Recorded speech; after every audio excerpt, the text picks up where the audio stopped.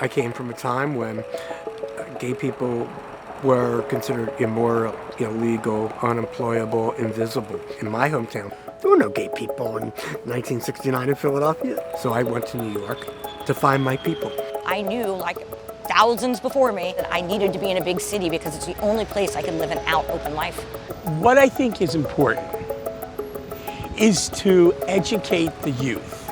They don't understand what these people in 1969 went through. Trans people have been erased from the narrative in so many ways. And then that's why we have taken it upon ourselves to amplify our voices. The good life, so parallel to the dark life and making us the twilight people, caused tension, a tension I think that gays couldn't even handle. Something had to happen.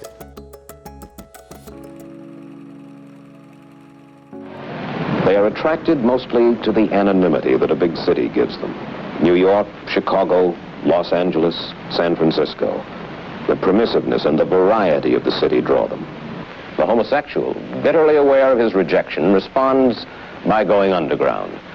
They frequent their own clubs and bars and coffee houses where they can act out in the fashion that they want to, where they can escape the disapproving eye of the society that they call straight. I watched that as a 17-year-old. I saw that show. And that show was what made me decide to move to New York. Well, it was a different New York. It was a film noir New York. A New York with spaces, places to hide, really, or places to think your problems out. Transitioning in a small town can be really difficult. I remember thinking that being in a small town, I would have to leave in order to be able to blossom. I grew up in a Christian conservative small town in the middle of Kansas. And it was really important to me to be in a major metropolitan city where I knew I could find others like me. I found Christopher Street. There was no map that said, here, go to Christopher Street, that's where gay people were. But I found that was the heart of the gay community at that time. Christopher Street was our turf. We finally had a turf. The 60s were coming to the end, and there was safety in numbers, and you couldn't be attacked without warning. You felt some feeling of security, but you knew there were limits to that security. You couldn't hold hands, you couldn't show affection. Those who were drag queens couldn't wear too many pieces of the opposite sex clothes. It was illegal to hang out anywhere if you weren't there for any particular reason. I mean, these things weren't enforced against straight people, but they were enforced against gay people. When I left Christopher Street, chains of oppression came back on anywhere else around Manhattan. Gay bashing was a city sport up to Stonewall. There was a guy who committed manslaughter in the neighborhood, he was forgiven. And there was a guy who had raped someone, he was forgiven.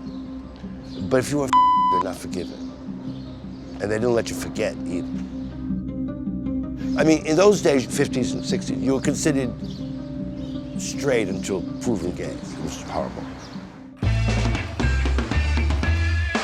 One point of the night, every night, you would just head into the Stonewall. Stonewall in 1969 was, a mafia-owned bar. It didn't have running water, and it was, a safe, clear space, but it was not very nice, and it was diverse, but it wasn't a nice kind of bar. Stonewall was a double-doored building. Best way I describe it is black, red, and wood.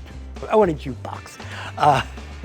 And when you couldn't see inside, of course, because it was an illegal bar. It was almost like a gay Noah's Ark. Two of every type of gay people were in there. Had there been a flood, gays would have been saved for a generation. On the street, you couldn't show affection.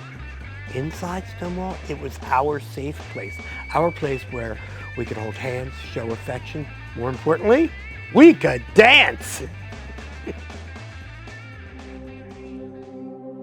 But everything changed on June 28th. I recall specifically that night, the lights blinking on and off. In this very unnatural way, almost strobe light. And then them coming on full force. And everybody had to separate. If you didn't know that, you learned right away what they were doing. Everybody was separated. And I asked a friend, what's going on? And they said, nonchalantly, we're being raided. A couple of minutes later, cops come charging in. Next thing they did was go after the people who looked successful or were in suits.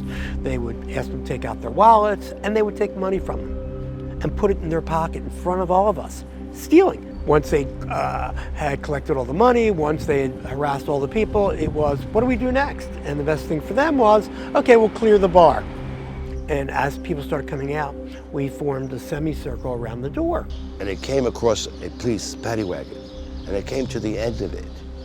A queen kicked the cop in the shoulder, and he went back, and he went in. And as he went in, you could hear bone and flesh against thin metal. Eventually, police opened the door. I guess they were getting ready to leave. And he told us, okay, you saw the show, now get the hell out of here. And said, you know, get out of here, disperse. And there was a bit of movement towards leaving and dispersing ourselves. We stayed. They tried a second time, disperse. We didn't. And we went step by step towards him. We didn't look at each other. We just kept moving towards him. And the police saw something in our eyes that unnerved him. He gulped, he blinked, he ran for the bar door and locked himself in with a whole bunch of other people, and the riot was on.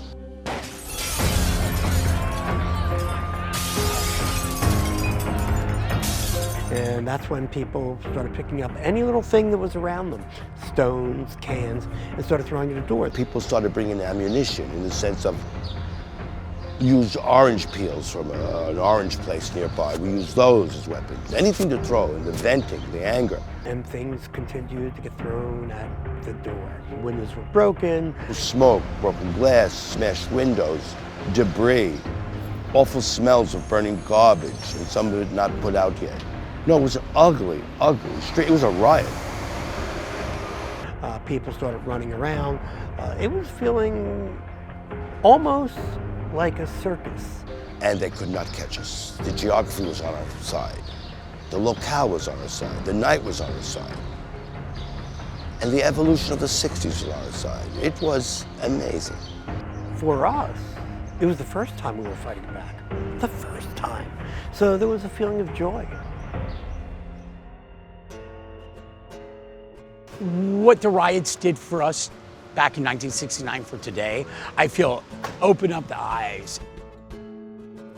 I also can't imagine the courage it took to finally stand up and say, hey, we're queer and you've got to let us have our place. You've got to let us have our Stonewall. We had ruined our street. They had raided our bar. What it was is this incremental change, but immediate. So there it was, not a riot anymore, but a revolution. And it was the beginning of the end of hiding. It was the beginning of the end of being the Twilight people. It reopened as a bar in the late 80s, and then in 1990-91, it actually became a bar that was called Stonewall. That bar existed until 2006, and that's when we found out that it was going under, and a group of investors all bought it to save history. What it meant to me to open up the Stonewall again was to preserve history, to protect something that was not treated as the historical site it should have been. And the youth today doesn't understand that.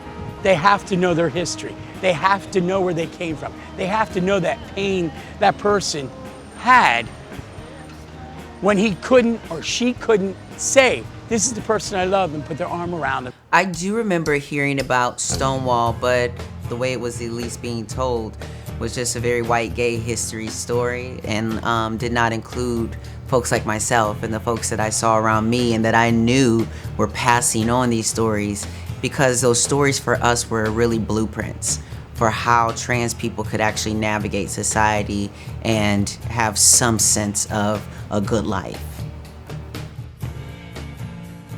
Marsha P. Johnson and Sylvia Rivera are a part of a wave of trans activists. Sylvia Rivera and Martha P. Johnson were so instrumental. Even though there's stories about whether they actually started the riots in their own voices, they said they haven't. But without them as pioneering activists, we wouldn't be here. So I think Marsha admitted she wasn't there in the early part of the riot, and she expressed herself some doubt about Sylvia, but their spirit was there. I mean, Marsha is a Stonewall veteran. So is Sylvia, with all the work she did and everything.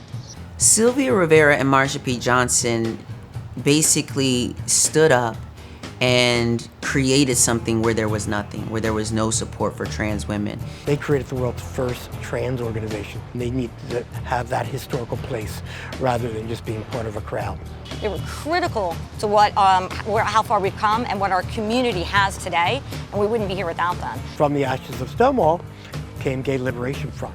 We created demonstrations against the police. We took back our street. If all of that alone were not enough, on the first anniversary of Stonewall, we created, volunteered, and marshaled the first gay pride, which is called Christopher Street Gay Liberation Day. In that 1 year, Gay Liberation Front grew a grassroots movement from 100 to 15,000. I want to talk about why we are here. The fight that began here in 1969, it's not done. The only thing that's changed is the battleground has shifted. So we started our own nonprofit, and we found a niche where no one was really focusing on those parts across the country where equality's been slow to arrive. Mississippi, Kansas, Tennessee, Puerto Rico, places where they face daily discrimination. We're really honed in, particularly on those 28 states where you can still be fired for being LGBTQ. I feel the name Stonewall means strength and unity.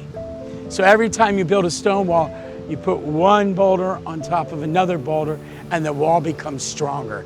It might be a very dangerous time for anybody who doesn't identify as white, cisgender, straight male. But more particularly for trans people of color and trans people looking for employment, it's a very challenging time. The truth of the matter is you can get married today and be fired for just being married tomorrow in most places in the United States. So we need to get out of the bubble and realize that what we do need is the Equality Act. Again, 28 states be fired for being LGBTQ. The Equality Act's been sitting in Congress since 1976 when Bella Abzug first introduced it. We got to get off our asses and start becoming creative like we were from 69 to 70. Everything that we've worked for actually could be taken away. So this current administration is really attacking the LGBTQ community. And that's why we've got to make sure the story of Stonewall stays alive, and we've got to encourage a younger generation to pick back up where those brave men and women started in 1969 and keep that struggle going, because we could lose it all. In Trump's America, who are we? You don't have to leave. All you have to do is stand up and learn how to stand strong in who you are. A Stonewall to me is a verb. It's an action word and a call to action, not only here in this locale on Christopher Street, but all over the world. It's global. There is no way that any administration, any one person is going to take us back. Do you know what it's like not to be able to love someone? That you have to hide how you feel about someone because someone else tells you that's not right. We're never going behind. We're only going forward. We're too strong. We're that Stonewall.